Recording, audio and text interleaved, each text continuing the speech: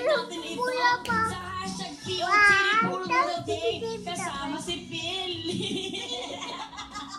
Kasama si Phil. Ano talaga natin ito, boss?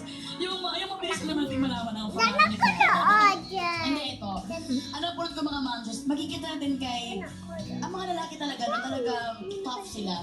Kagaya ni Edward at saka ni JC. Talagang tough sila. Pero pagdating sa pamilya, talagang lalabas yung soft-hearted nila. No? Yes!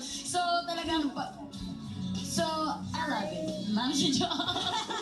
Oh, si Jo. Correct. Ako naman naging pulot ko, parang nung sinabi ni Edward na nag-open up siya sa mommy niya about sa crush, di ba alam naman natin pag nagbibinata, hindi nag-open up, parang nabuhayin ako ng loob na gagawin ni Pele yun sa akin someday. Di ba Pele? You'll say your secrets to mama? Promise? Pinky swear. Oh. Promise mama? Promise. Krames, sabi niya krames. Okay. Alam mo yung pagkakawanggawa ng family ni Edward?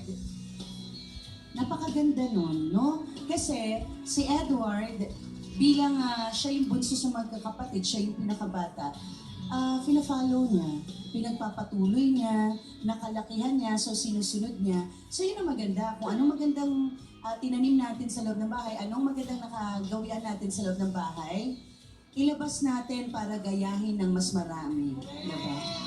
I love it. Actually, example talaga tayo sa pagiging generous na yan. Correct. Tama. That's the way it is.